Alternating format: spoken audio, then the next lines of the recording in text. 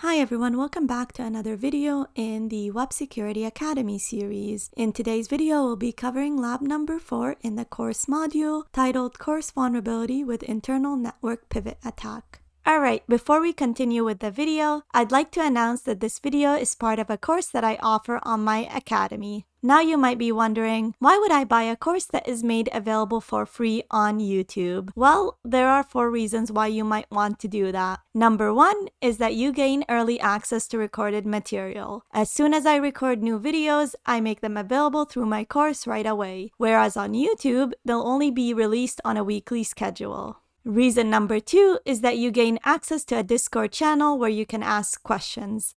The Discord channel is divided into topics that we cover in the course, and if you run into any issues, you get to ask questions about anything related to the course material. Reason number 3 is that you no longer have to deal with YouTube ads or sponsor messages. And last but not least, reason number 4 is you get to support me. Any revenue generated from this course will go back into maintaining the academy and creating more videos and courses that will be made available for free on my YouTube channel. So if you're interested in buying the course, make sure to check out the link in the description. And that is it. Let's go back to our video.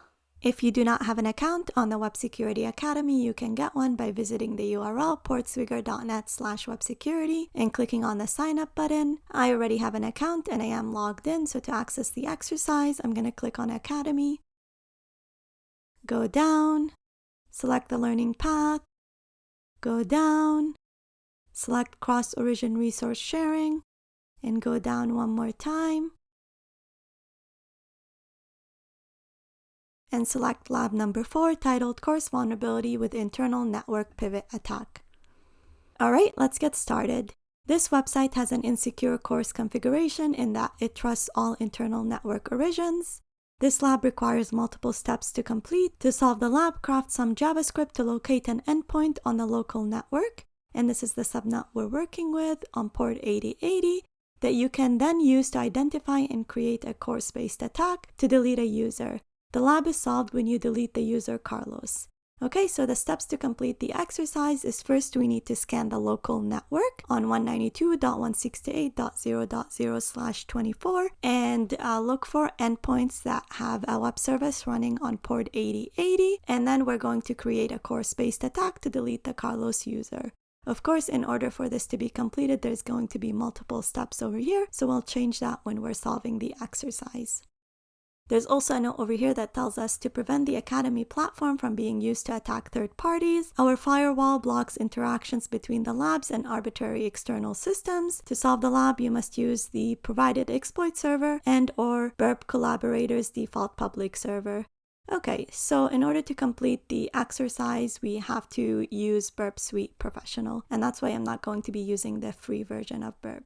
So let's click on Access the Lab, and in the meantime, open up Burp Suite Professional. And what I'm going to do is I'm going to open this in another tab because sometimes it times out and I have to reopen it. So I'm going to keep it on this page over here. Okay, this looks good. Let's click Close. Next. Start Burp.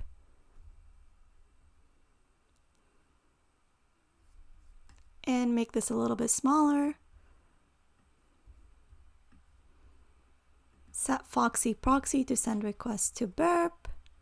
So if we go to Home right now, it should be intercepted in the Proxy tab, and it is. Alright, perfect. Our setup looks good. Now, before we start solving the lab, there's 2 things that I'd like to mention. First is this is an expert lab, and so it will require some knowledge of how to script in JavaScript, and that'll become clear because we're going to have to write 4 different scripts in order to reach our end goal. And the second thing that I'd like to mention is that the instructions of the lab were a bit confusing to me when I first solved it. So this says this website has an insecure CORS configuration in that it trusts all internal network origins. So when I read that, I assumed that we're trying to exploit this site over here. However, after solving the exercise, it's clear to me that the website that we're trying to exploit is the one that we're going to look for in the local network. So whatever IP address that we find that is running a web service at port 8080, that's the one that has a CORS misconfiguration, and that's the one that we're going to use in order to delete the Carlos user. This is just a sample website that we're given. So as long as we understand that, let's start off with completing step number 1, which is to scan the local network at 192.168.0.0/24 for endpoints that have port 8080 open. So we're going to start by first initializing our HTML document, adding a script tag, and then adding a variable for our collaborator server.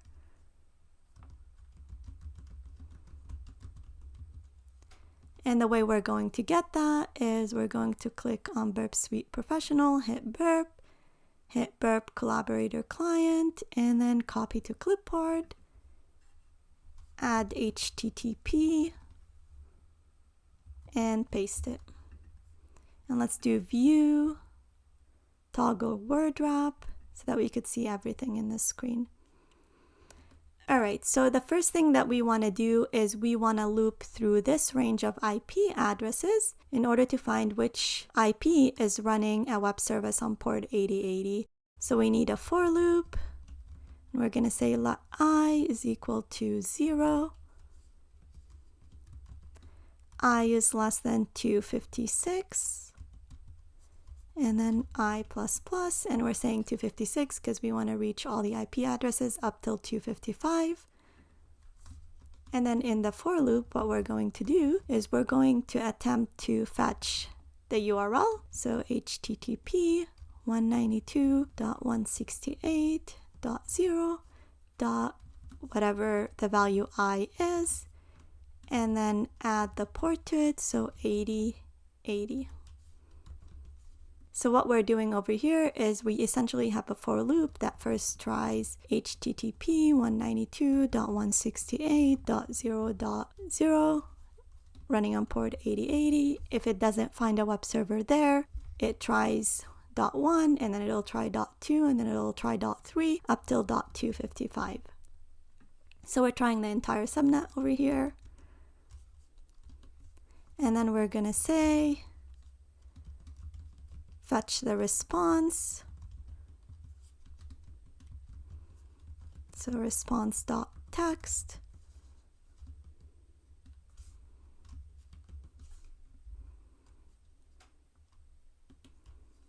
And when we fetch a response, if the response is of text value, then perform this action over here. Now, if we're able to fetch a response of the web server, that means that the web server has a misconfigured CORS rule. Because as we mentioned in previous labs and in the theory video, we said that you can't retrieve the response of websites unless the website has some CORS configuration that allows your origin to access its resources. And so if we're able to fetch a response of whatever IP address we're on, that means not only does it have a web service that is running on this IP address on port 8080, but two, it also has a CORS misconfiguration. So in order to prove that to ourselves, we need a way to verify that we did really fetch a request, because this is running on the internal network and we don't have access to the internal network. So what we're going to do is we're going to say fetch this URL over here, and if you get a response of text value from it, then ping the collaborator URL. So we're going to say collaborator URL and add the following to the URL collaborator. So we're going to say IP is equal to the IP address of the web server, which is 192.168.0. whatever I is. And then we also want to see the response code, because we're not sure what type of misconfiguration there is for CORS. So maybe it only allows us to access unauthenticated pages. If we're lucky, we might be able to even access authenticated pages. But we need to confirm that in some way, and we're going to do that by just appending the response to the collaborator URL. And if this does not make any sense, it'll make sense once we run the attack. So we're going to encode the response so that we don't end up getting any errors because of special characters.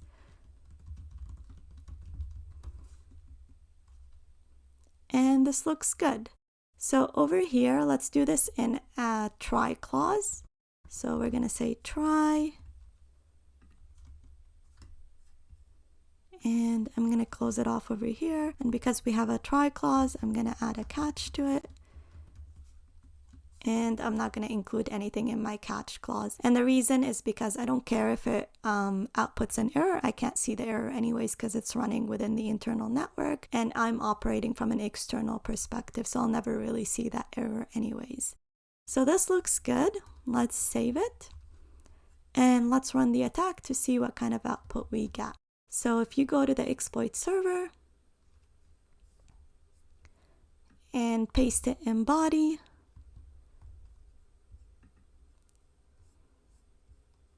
hit store, and then before we deliver the exploit to the victim, let's look at our burp collaborator and change the poll time to 1 second. Okay, essentially what we're doing over here is we're uploading our malicious code to this web server over here, and what's going to happen when we deliver the exploit to the victim is that the victim is going to look at the web server, and although the web server does not contain any content, so the victim user can't really see anything, what's happening in the background is it's running this script and it's trying to identify which IP address in the internal network has a web server running on it. And once it finds that, it tries to obtain the response of the web server main page. And if we can get the response, that means there's a CORS misconfiguration in the web server itself. So let's hit deliver exploit to victim. And hopefully we get a ping back. And we do. Perfect. So you could see over here, we got a ping back to our collaborator server, and we can identify over here the IP address that gave us a ping back, which is 192.168.0.181. So let's copy that and add it over here. So we're going to say completed and paste the IP address over here, and it's running on port 8080. And then if we go back to collaborator, you could see over here the response of the code. So let's look at the response in order to determine what kind of CORS misconfiguration we're dealing with. So let's copy this. And it's encoded, so we're going to have to decode it. So let's go to decoder, paste it in here, and say decode as URL, and copy this entire item over here. Let's put it in a file on its own.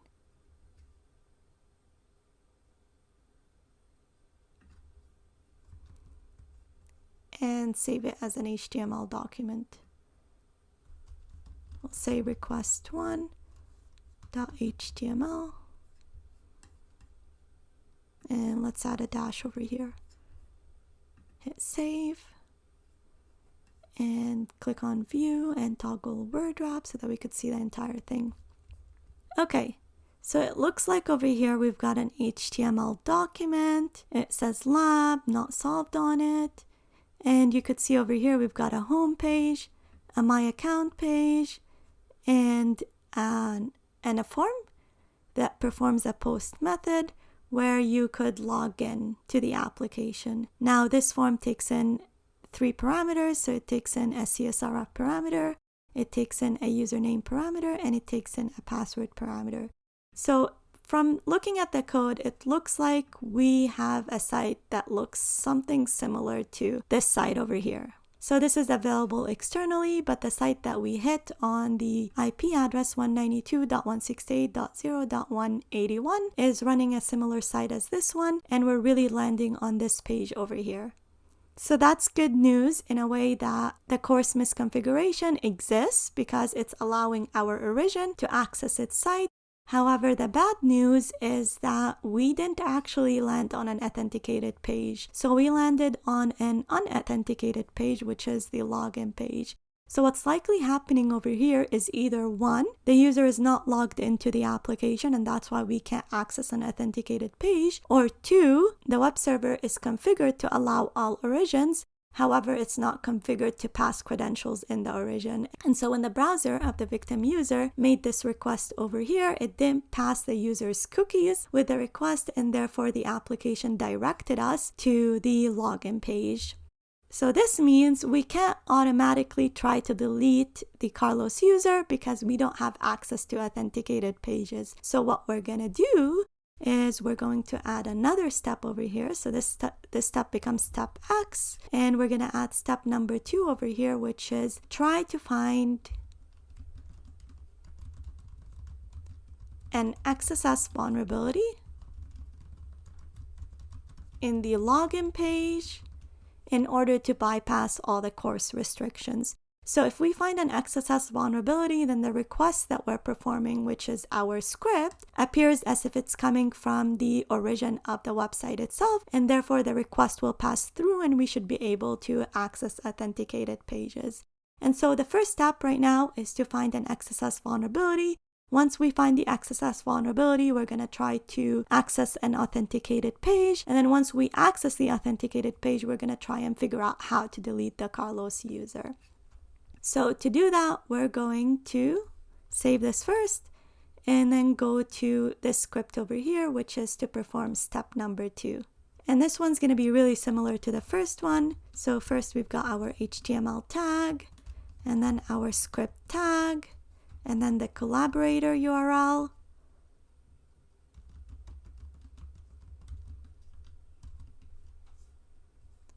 And we'll take it from over here.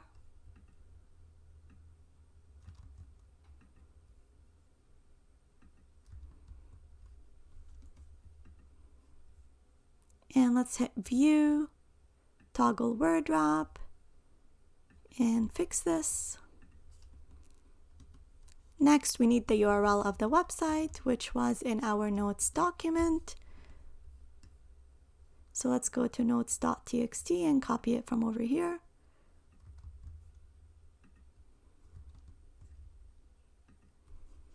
And then what we're going to do is we're going to fetch this URL. And then we're going to parse the response. So response to response.text. And if the response is in text form, then we're going to try and ping our collaborator server again. So let's add the try clause and the catch clause as well, so that we don't forget it and we end up getting an error. And we're not going to add anything in the catch clause, just like before. Okay, so the first thing over here we're going to do is we're going to add an XSS vector. So usually in a real life scenario, what you would do is you would have access to a version of the application that you can install locally, and then you would attempt all the possible XSS vectors on it until you can build one that you know for sure works. And then once you have an XSS vector that works, and then you attempt to get the victim user to click on your website and thereby exploit the XSS vulnerability in the internal server. In this scenario over here, we don't actually have access to a sample application that functions the same way as the internal application. And I kind of wish that that was the case for this application over here. However, if you try to log into the application, let's say random, and then the password is also random, hit login, you get an internal server error in this application. So you can't really test it in order to determine what XSS vector works for the username field and what XSS vector works for the password field. So you really have to just build your script and keep testing different XSS vectors until they work. Now, I've done this before, and so I already know what XSS vector works. And so we're going to assume that we did try multiple XSS vectors until we reach the one that we're going to use right now. So it's going to be in the username field, and the XSS vector looks something like this. So we've got an image tag, and the source of the image is equal to our collaborator server. So it'll ping our collaborator server if there's an XSS vulnerability. And then we're going to add to the URL the string found XSS is equal to 1, and close off the image tag and add a semicolon. So essentially what we're doing over here is if an XSS vulnerability exists, then this will be viewed as HTML code instead of a string. And what's going to end up happening is it's going to include an image which has a source of the collaborator URL. So when the victim user visits the page, it'll attempt to access the source. And so it'll ping our collaborator URL. Now, we're already pinging the collaborator URL with step number 1 over here, so we want to make sure we identify whether we're pinging it because we found an IP address that is running a web service, or we're pinging it because we found an XSS vulnerability, and that's why we're adding the string over here, found XSS is equal to 1. And this way, if it does ping our server, we know it's because we found an XSS vulnerability. Okay, so next we need our login path.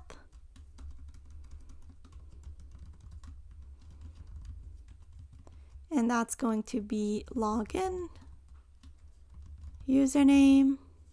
Username is equal to our XSS vector because we're trying to test the username field to see if it's vulnerable to XSS. So we're going to say encoded URI component and add our XSS vector. Next, we need to add the password, which will say just random. It doesn't really matter. And the CSRF token, which is equal to the token over here. So you could see over here, there's a CSRF token that is being passed in the login form. And so we need to be able to extract the token from the request and then use it in order to attempt to exploit the XSS vulnerability in the username field. So now in order to extract the CSRF token, we need to add some regex. And to do that, first let's hit home over here so that it doesn't time out. And then we're going to visit regex101.com. and use that in order to build our regex string. So let's copy this first and add the string over here because that's where we're trying to extract our CSRF token, and we're going to build our regular expression over here. Now it's important to note that if you're doing a real engagement, you don't want to upload your client's code online on the site regex101.com just in case it ever gets compromised. But in this case, it's just an exercise, and so it's okay to use an online site to do this. Okay, so the first thing that I'm going to do is look for the string CSRF, which is this one over here. And you could see there's a double quote over here, and then value equal to, and another double quote. So perfect. Now I'm matching on this string over here. Next, I'm going to say match on this substring that is in between the two double quotes. And we're not matching on anything over here because we haven't added anything yet in the two brackets. So we're going to say match on all the characters except for the double quote. So you could see over here, it's matching right now on the green line, which is just the CSRF token. So this is the regex string that we're looking for. Let's copy that and add it to our script. So in order to use regex, we're going to use the text.match function.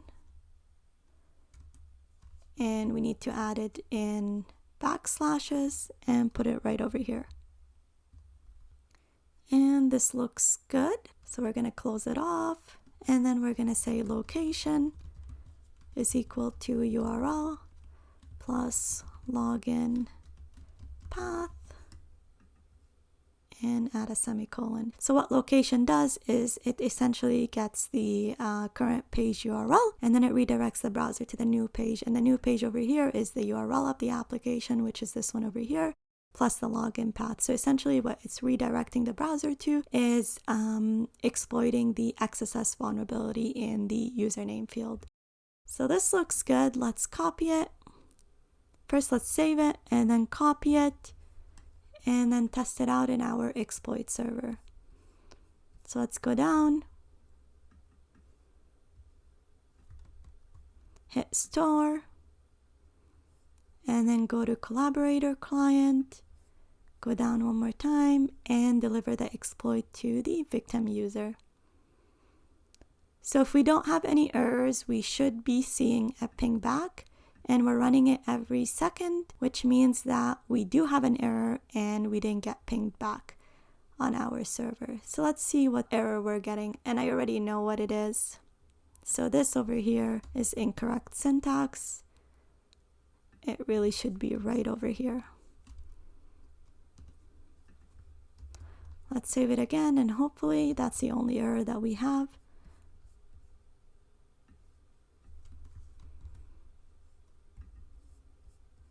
Store and deliver exploit to victim. Okay, and we get a ping back. So you could see over here in request to collaborator, it pinged our collaborator URL and it appended this string over here telling it that it did find an XSS vulnerability in the username field.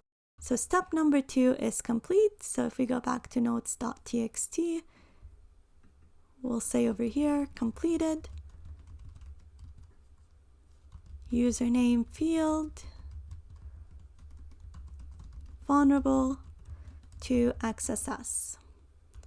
Now the next step we're going to do is we're going to use the XSS vulnerability in order to access an authenticated page. And when I say an authenticated page, what I mean is the admin page, because that's the one that's going to allow us to delete the Carlos user. So to do that, we're going to go to step number 2, copy this entire thing because it's going to be very similar. The only difference is going to be our XSS vector. So let's close this over here, close request 1, and step number 1, we don't need it anymore, and start working with step number 3. Hit view and then toggle word wrap so that we could see everything. And the only thing that we're going to change is the XSS vector. So let's delete all of this. And we're going to use an iframe in order to retrieve the content of the admin page. So we're going to say iframe source is equal to admin, and we're going to say onload. We've got new image .src is equal to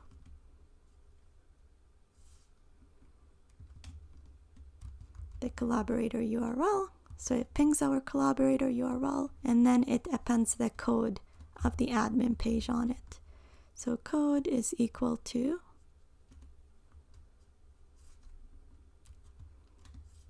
plus encoded URI component, and it's this dot content window dot document dot body dot inner HTML.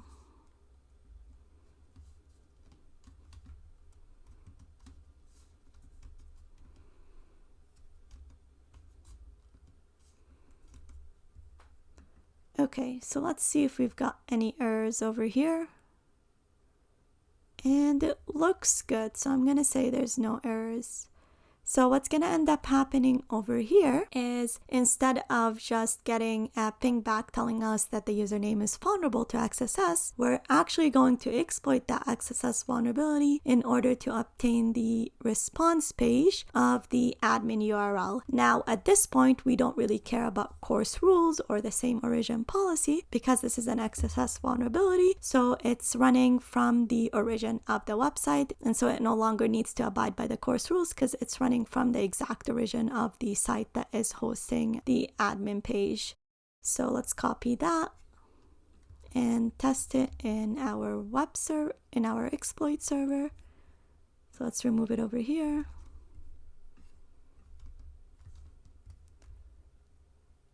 Hit store and then deliver exploit to victim. And again, if we didn't have any errors, we should be seeing a ping back. However, we don't get a ping back, which means that we do have an error. And just to confirm, let's click pull now, and we don't get a ping back. So there's an error in here, and we need to figure out what it is. And I know what it is. We're missing a double quote over here. Okay, so this should close out the username field. So hopefully that's the only error. Let's copy it again, paste it in here. Hit store. And then click on deliver exploit to victim. And we still don't get a ping back. So we still have an error in our code. And I'm not sure what it is. So let's just remove the spaces over here. Although I doubt that's the issue. Let's copy it. And see if that fixes things.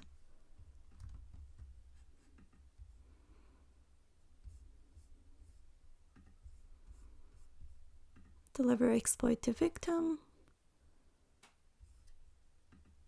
And yeah, I didn't think that would fix things. So I know for sure the error is not in any of these because we only copied it, which means that the error is in the XSS vector. Alright, I paused the video to figure out what's wrong and I couldn't figure it out, so I just tried it again and it worked. So I'm not sure why it wasn't working the first time around, considering that I didn't change anything. So let's just copy this one more time.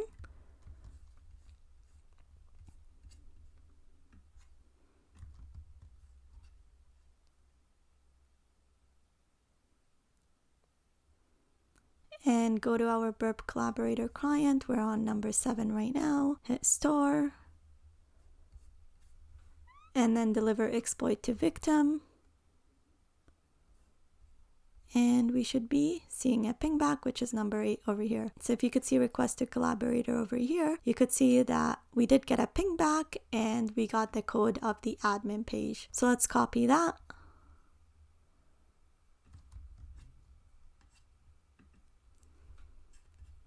And add it in decoder in order to decode it. Let's copy it. And then click on File, New File. Save it in here. And name the file. And name the file request2.html. And let's look at it. Okay, so we've got an admin page. Let's hit view and toggle word wrap so that we could see everything properly. So we're definitely on an authenticated page because we can see /admin and you could see the ID of the account is the administrator. And you could see over here that there is another login form which performs a post request in order to delete users. So this takes in a CSRF token, it takes in a username, and then when you click on the submit button, it deletes that user. So that's essentially what we're going to do in order to perform our last step, which is to delete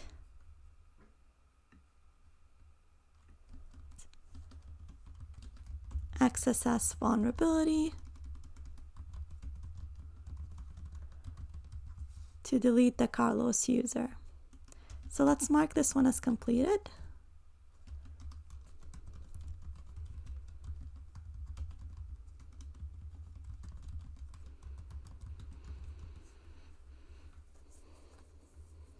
And start working on step number 4. So for step number 4, we're going to save this one and just copy this entire script and paste it in here. Hit view, toggle word wrap, and make changes to this over here. So let's delete this entire thing.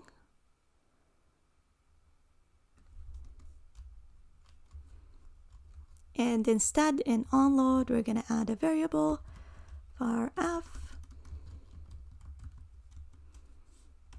is equal to this dot content window dot document dot forms 0. So we're grabbing the first form. And then we're saying if you can see the username field, then f.username.value is equal to the Carlos user.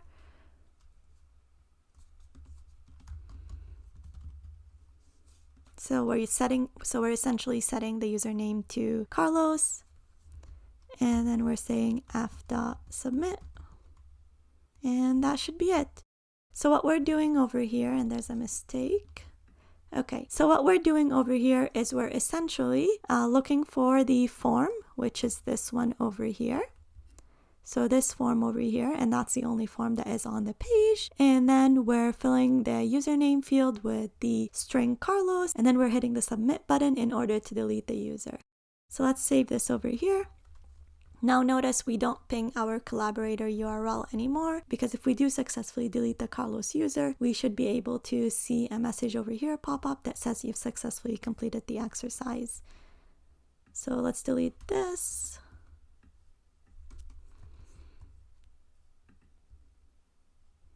Hit store, and then deliver exploit to victim. And here we go. We see congratulations, you solved the lab. Alright, so we successfully completed the exercise by performing 4 steps. The first step was to scan the local network in order to find an IP address that is running a web service on port 8080. Once we found that IP address, we attempted to look for XSS vulnerabilities in the parameters that are available on the page, and we found an XSS vulnerability in the username field. Now, once we found an XSS vulnerability in the username field, we exploited it in order to request the content of the admin page. Once we analyzed the content of the admin page, we saw that we can submit a form in order to delete the Carlos user, and so we used it to delete the Carlos user. This by far has to be the most involved lab and probably the hardest lab that I covered in my videos so far. And this concludes the course module. If you liked the video, hit the subscribe and share button so that the video reaches a wider audience. Also, make sure to check out my course if you're interested in seeing more videos like this one. Thank you, and see you in the next video.